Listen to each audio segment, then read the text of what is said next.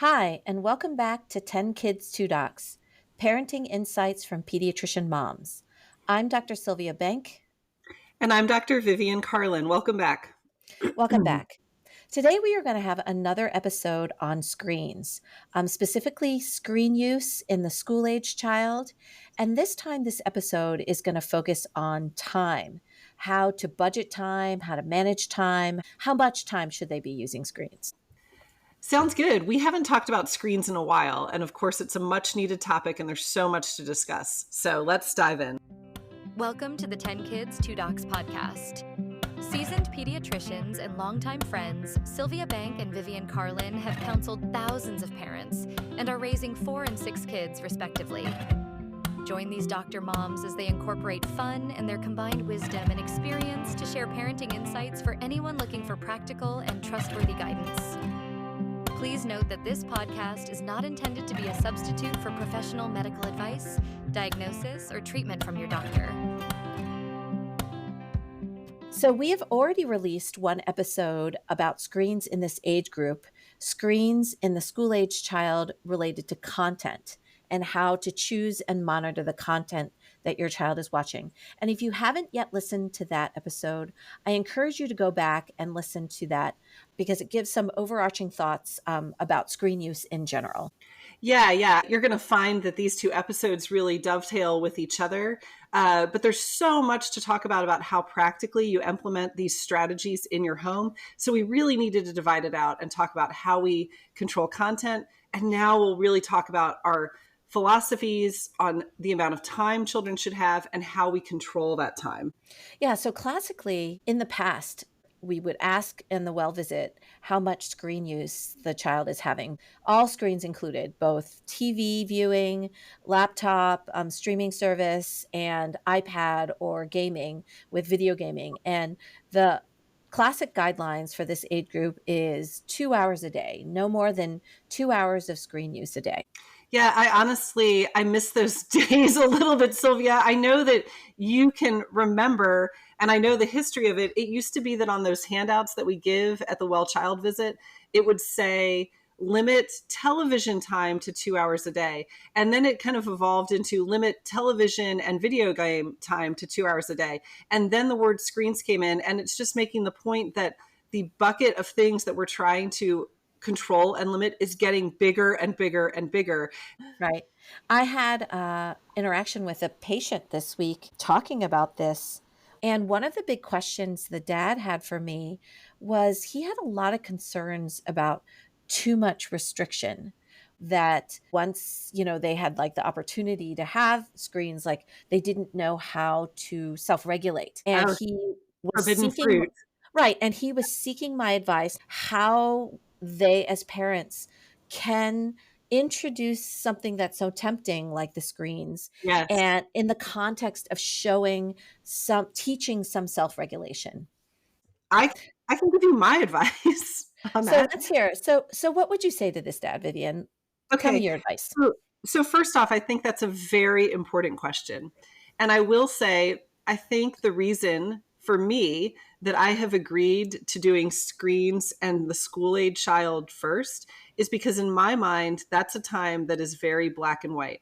Mm-hmm. I believe that in that school-age time, we're talking elementary age and down, not middle school, you have the freedom as a parent to do 0 screens at all if you want. Mm-hmm. I will never be convinced. I hate it when the schools say that for some reason your child needs to be introduced to technology so that they can learn to live in this technological world that we live in. At these ages, I fully believe children best learn from their natural environment, and that is all they need. Now, practically speaking, almost none of us can do that, right? Unless you're going to go, live homestead in an RV out in the wilderness. Right. Until your child is 10, it's really hard not to do any screens. If you have the power to do it, more power to you. Feel the freedom to do it. Your child's going to learn so much from their natural environment and their interpersonal interactions with real people. I feel like for me, I actually, to answer this dad's question as a parent, I used time as the way to begin to teach some self-regulation and control with screens. Yes. Yeah. Tell me about your techniques, your methods. Yeah, so we did very little like TV, movie, streaming show watching. But when my children reached second grade, they had the privilege of playing like a video game. And we Mhm. had a Nintendo Wii. We still have the Wii, although it's such a pain that to have to go find the discs at Game Over or GameStop. I wish that they still made them. We still have our Wii as well. And the rules that we set up for the Wii were kind of related to this self-regulation in time. Obviously they didn't have to play the Wii for any type of educational purpose. It was Right. completely fun and a very family-friendly type gaming system, right? Yeah. So the rules that we set up in our house was that we allowed our children to have 100 minutes of video game time a week, which, Mhm. to a kid, that's like 100. That number is so big, right? Like the Yeah, yeah, 100th yeah. day of school, 100 is so big. So they're Yes. like, wow, that's so much time, 100, right? But, in reality, 100 minutes isn't that long. And they had the choice of playing the Wii 100 minutes a week, but they could only play for 30 minutes a day. Okay. So we kind of set a time parameter to say, here are the rules. If we give you 100 minutes, but you can't play more than 30 minutes a day. So, as they started playing, if they were like, oh, I want to play Wii today, okay, 30 minutes. I want to play Wii tomorrow, 30 minutes. The next day, 30 minutes. Their time is almost done after 3 days. So it becomes something where they learn how to budget. Yeah, They have their rules, and then they yeah, will say like, "Oh, my friend's coming over for a play date on Saturday. I want to make sure I spend my 30 minutes then. So I have to save my time to play on Saturday. So I'm only going to play 10 minutes today." So whatever they decide, like I'm not telling them turn it on, turn it off, you're done. It's not me who's setting the time. I set the larger parameter and then they set the time day by day. And the way that we implemented this was kind of in a way to help them be mindful about budgeting their screen time, yeah. and planning ahead. And also we wound up getting like those old school kitchen timers. You can obviously use a phone now, but something they can see, and they would say, "I'm going to play 10 minutes." And then they would dial it into their kitchen timer, place it down, start playing, and when the timer went off, they would have to stop. It wouldn't be me coming down, nagging them, me saying, "Your time's up." It would be like, you know when your time is up and you initiate stopping. So this was kind of the way, and our rules were harsh. If you went over your time, then you lost the rest of your time for the week. But in general, they knew that when the timer went off, that's what they had budgeted, and they need to initiate their stopping themselves. What I love about your method is that I do really see it's giving them the responsibility. It's also teaching them time management. I mean, Mhm. it's also kind of helpful in teaching them math. Like there's a lot of principles that are going into play in how you budget 100 minutes of time per week. Mhm. So I really like that. Okay. All right. I would never have been able to do that. Why so I not? Why don't you think so? well, I think in the second half, I'll tell you what I did and why it's different from what you did. And as much as I love your method, I just don't think it's practical for me. Sure. I can't wait to hear it. Okay.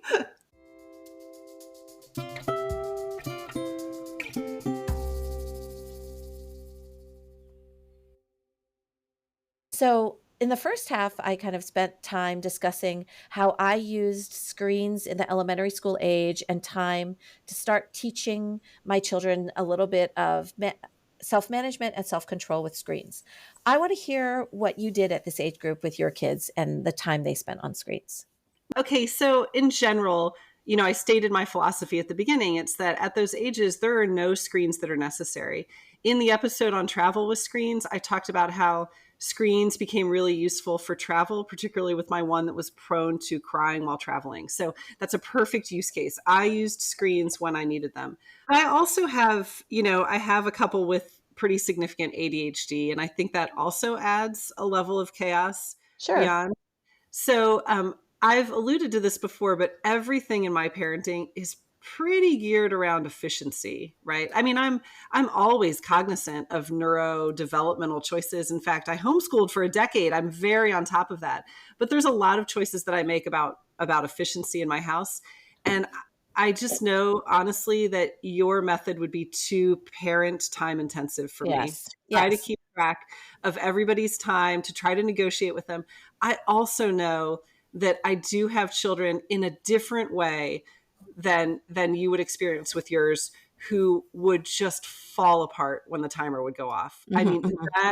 that level of self-control was not in there at those ages, and it would just be a disaster.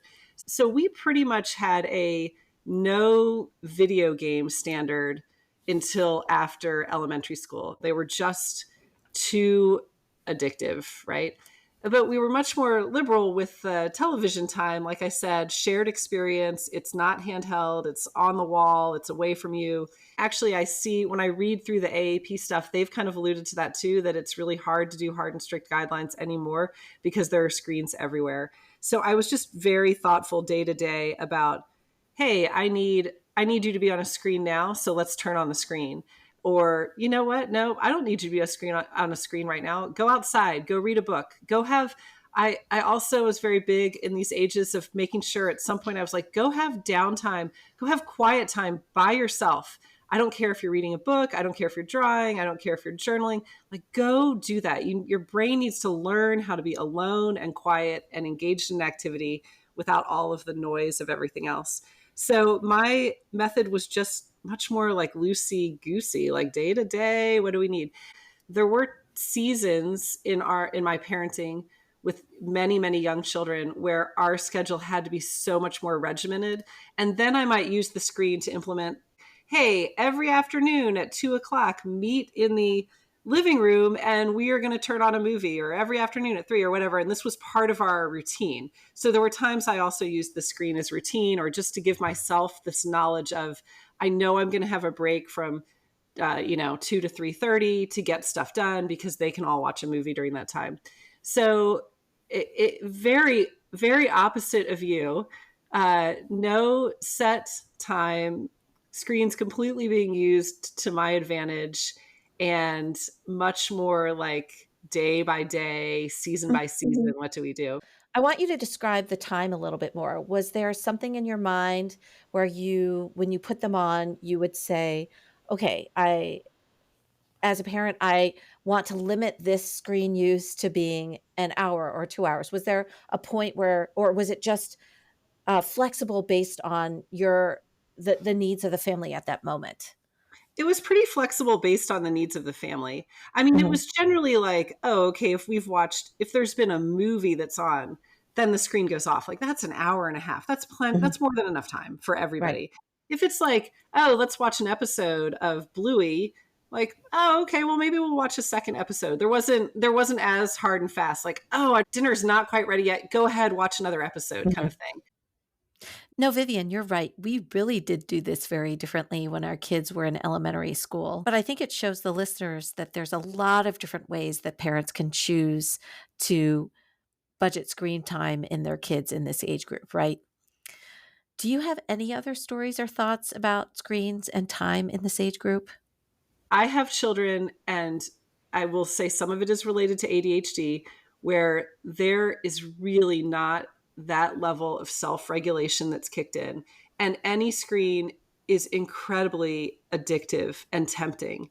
And so when I think about limiting screen time in my home, and even in these ages, for some of my children, I actually have to hide the remotes, because they will figure out a way, if it's available at all, to find a way to have screen time. And Mhm, often it's in the middle of the night, right? mhm, So everything has to be locked down. There has to be zero access, mhm, locked up or hidden, or everything on lockdown or everything on downtime. Because if you have kids, like, you know what I'm talking about, they're going to find their way into the time if you slip up on that. That's a challenge as well, right? mhm. That's a really good point. I just want to take a moment to review the American Academy of Pediatric statement and guidelines, which we kind of went into a little bit more detail for this age group in the screens and content, because a lot of their guidelines are actually based on content. So please listen to that episode if you want Yeah. to hear more. But the American Academy of Pediatrics refers people to the Common Sense Media webpage, which we've highlighted before in a previous episode. And in their comments, in one of their Q&As, they say, if you're worried about too much time on devices, this is how they recommend regulating time. They say to consider creating a schedule that works for you and your family, right? It includes limits on how long kids can use their devices, the kinds of devices that they can use, and the types of activities or programs they can choose, right? Secondly, they encourage parents to get the children's input. So the plan teaches critical thinking skills and self-regulation. And lastly, they ask you to find out what the children like to watch, to try to introduce new shows and apps for them, to try or plan a family movie night, to kind of make it a collaborative type of discovery process instead of like that brain rot that can sometimes happen. So the American Academy of Pediatrics no longer sets a set time limit for the school age child and how much screen time is used. Like they can say it can be tempting to want to set a number of hours of screen time that is safe or healthy to guide your family's technology use. Unfortunately, there hasn't been a lot of evidence that demonstrates a benefit from specific screen time limitation guidelines. So they don't have any studies or thoughts of what that number is, and they just ask you to be conscientious and mindful as a parent. Yeah, I think that's a really good point. And another thing that it makes me think of is I definitely feel like the easiest way to limit time is to just not have it available. So what you and I both described, you were using the Wii primarily. I was using the television primarily, no handheld device. We're going to talk about all of that when we do adolescents and preteens, because then we really do need to be training them. But I think we should probably acknowledge that none of our kids had cell phones in these age groups either. So, right. And if I were to give some overarching take home general rules, which can seem obvious, I'm stating the obvious here, is first of all, when it comes to screen use, whatever you choose for your household, the children need to get the things that they need to get done first, right? This goes without saying. If you have homework that needs to get done that night, that should come first. If you have chores, sometimes people have evening activities with sports and clubs. All of these regular things in life need to take place first. And then if there's extra time, that seems to be an appropriate time where parents can set, oh, this might be an appropriate time for screen use. So when you're budgeting time, just kind of being mindful of that overarching advice is something that I give in the office as well. Actually, yeah, I used that a lot too. I still do when I'm being asked for screen time. It's okay, these are your chores. You need to practice your instrument. Is your homework done? And go outside for a little bit or go have some downtime and then come back to me. And screens are addictive. It's magic. They're like, yep, I'll go do it. I'll go take out the trash right now. They want the time. I used to use that hack too on days where I was working and Eric might be working from home. So I had younger kids who were just in the house, and I would leave them a whiteboard with a checkbox of do this, do this, do this, do this. And then you can go ask dad for screen time, and everything would get done. So I love that hack too. I think that's a really important one to mention. Right. And then any type of reasonable pre-negotiated time between you and your child, like either one show, one episode, one movie maybe, or some set video game time, if that's what you choose for your family, like some premeditated time, I think is a reasonable place to start when budgeting time for your family. Yes. There's one other principle in this that I like to bring up with families, and that's that at these young ages, you're establishing a pattern for your child that as the parent, you are mindful and you are in control. You're the one that's determining content. You're the one that's determining time. As they get older, this is going to become more collaborative where you're having a discussion with them. But you are at these young ages putting this pattern in your mind that as the parent, I am the one that controls this. And this is going to continue until you are 18, right? Like this is not going to change. I am the one overseeing it and in control. So even at these young ages, we're establishing this pattern now of Yeah. our authority in the screen use.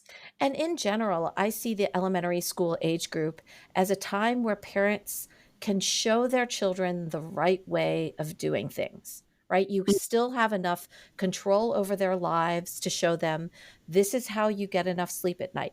This is how we eat healthy.